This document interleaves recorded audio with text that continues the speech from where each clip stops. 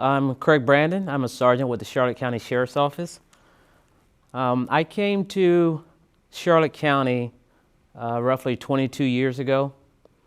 I grew up in Arcadia, DeSoto County, and decided to pursue a career in law enforcement. So I moved to Charlotte County and began working at the Punta Gorda Police Department in 1998. And at the police department, I worked there for 10 years. And then I went to the Charlotte County Sheriff's Office, where I'm currently employed. And I've been there for over 12 years. Charlotte County was, for me, coming from Arcadia, Charlotte County was the bigger place. You know, Port Charlotte, Punta Gorda was a bigger city per se. The longer I stayed here, the more I realized that it wasn't really that much bigger. It was land-wise, but there didn't seem to be a whole lot to do. And one of the biggest things I noticed that we're still struggling with in Charlotte County is venues and avenues for kids, things for kids to do. We are a predominantly older community, and while we do have some things for kids, there's quite a bit that we don't. Kids and younger adults. One of the things I remember, one of my fond memories when I first came here, is they used to have roller skating in the auditorium here for kids, and that was great. You know, I've always been involved with kids and love playing ball and stuff like that with kids. And being a police officer at the time, it really gave me an advantage because I got to interact with kids in a way that a lot of times they didn't see. And when I realized how big of a deal it was to them, it just made me do it more. So for instance, I'd be patrolling the streets and I'd see some kids playing basketball. And some of those kids are adults now, and they'll tell you about me getting out playing basketball with them. And it was just amazing for them. Like, wow, this police officer's playing basketball. And of course, I would also roller skate.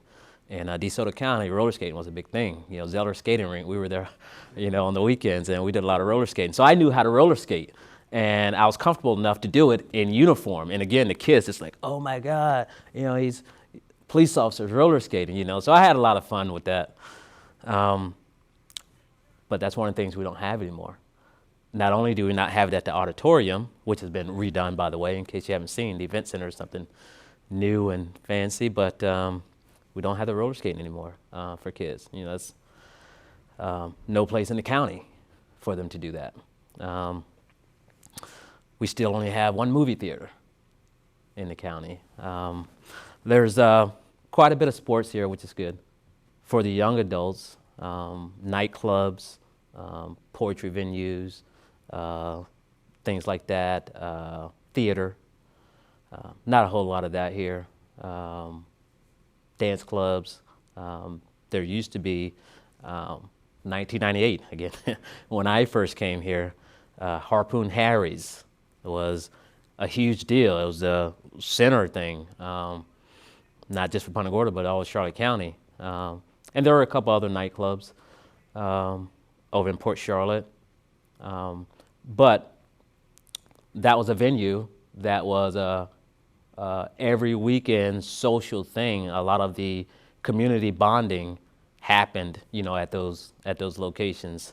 And while some of those places are still here, they've changed over time. It's not quite the same. The feel and everything is not the same. There's been a lot of change in the roadways and buildings and things like that.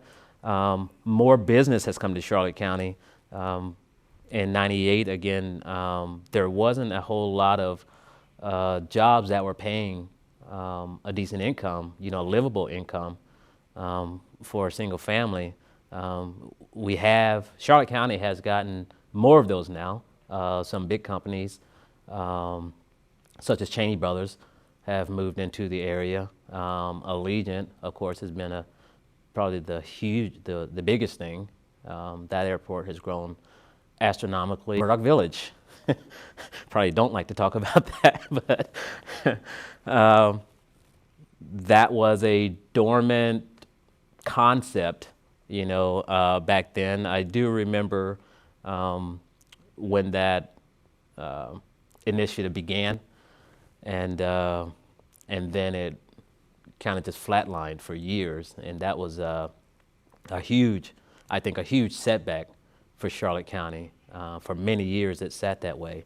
But now, here, 2021, that's actually being built now. I mean, houses are under construction, land is cleared, plans are in place, and it's actually going through this time, which is nice. The Sunseeker property on 41 at the bridge, that was another big undertaking to bring into Charlotte County. And I remember thinking, man, that's too good to be true. That's going to be great for Charlotte County. And now we're on a pause for that. So we don't know where that's going to go. Technology, the truth of the matter is technology advances because it's a convenience for us, it's comfort for us and things like that. And the same in this job. Technology has made my bulletproof vest much lighter, more comfortable, because of the materials and things like that it's made of, and the safety features that it's able to provide, even being less bulky and things like that you would expect. So that's been great. One of the great advances in my field. Body cameras. That's a newer thing that's been, in my opinion, a great advancement for law enforcement, a great advancement for the communities, because we stand on trust and and clarity for the service that we provide to the community. And if you don't have those things and can't have those things, or at least have the community feel safe and assured that they have those things, it makes my job a lot harder. So with the community being able to see what happened in real time, for not exactly the same outlook as me, but pretty close with the video, that's great. That's great, because I want my community to trust me, and I want to do a good job. And the community here in Charlotte County is great for law enforcement. It's great support. Report writing, of course, has advanced. One of the things that's pushed in my field is education, and I'm proud of that. Going to college and taking college classes to better suit us as a person.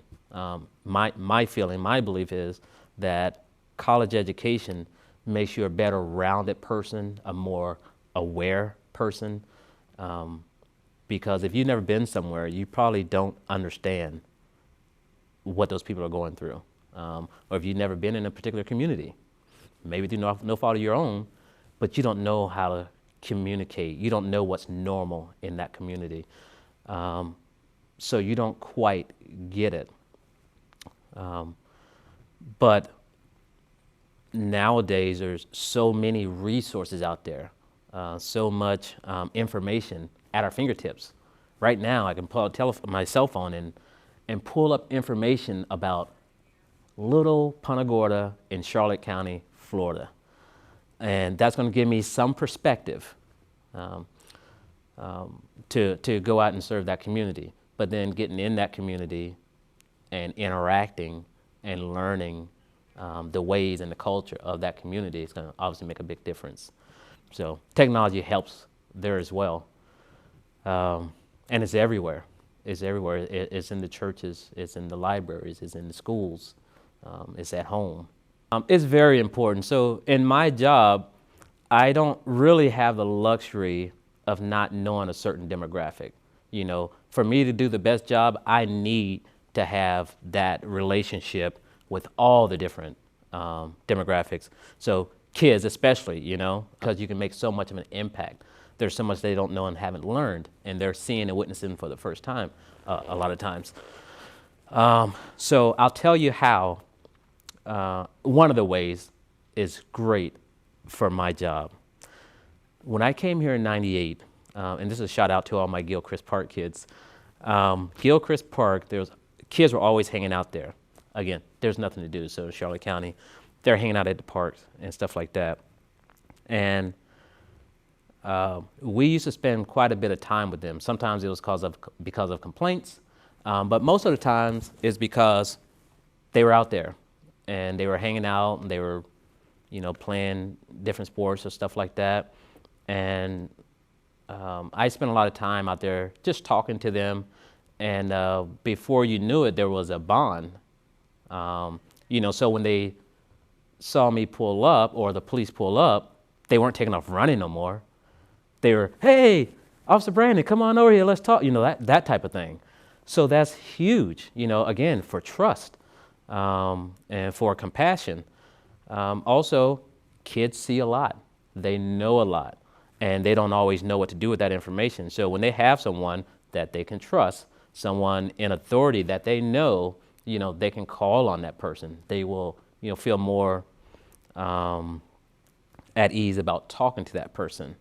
And that has happened many times. But since you asked me about that, I'm going to tell you about this story. So one of the park kids I see down at the block party. And at this time, he is mid-20s. Haven't seen him in a while. He's an adult. He's gone on with his life. And we're walking from opposite directions, coming towards each other. He sees me. And he speaks, and I say, hey. Well, then he says, hey, kids. He starts calling these kids over. Well, he's calling his little sons and daughters over. And he wanted them to meet me. And he said, remember Officer Brandon I was telling you about? This is Officer Brandon. And, my heart just melted one, that he had mentioned me to his kids in a favorable way.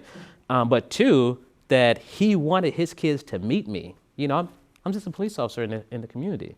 And that story is near and dear to me. That really meant a lot. And that's happened over the years. So I've seen that with these park kids that are now adults, and that's just one example of that. So that's why it's important. That is a good question. And I was thinking about that on the way over here because, as I said before, when I think about growth, we see new communities developing, we see roads getting widened, and we got all new high schools, some was influenced by Hurricane Charlie, or the hurricanes, but that type of stuff can be expected. You expect to see some type of growth in that for all areas. But technology is that card over here in the corner that you just don't know what it's going to do because it can change so much so fast and make such a huge impact. Back in the early cell phone days, even in '98 when I came here as an officer, cell phones were very useful, but it was just to make calls.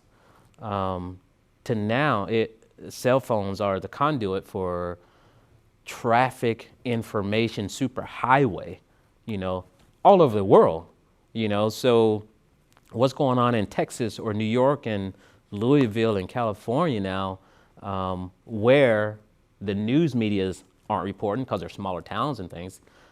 Well, I know that right now. It just happened 10 minutes ago, and I know it because of my cell phone.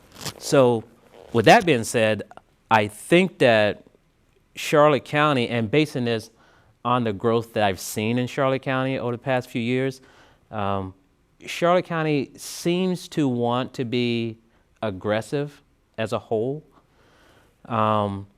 And the cooperation with county commissioners and taxpayers and things like that, the school systems, that work it seems to be pretty fluid. There are some issues and things like that, but Charlotte County as a whole seems to want to advance, to do more.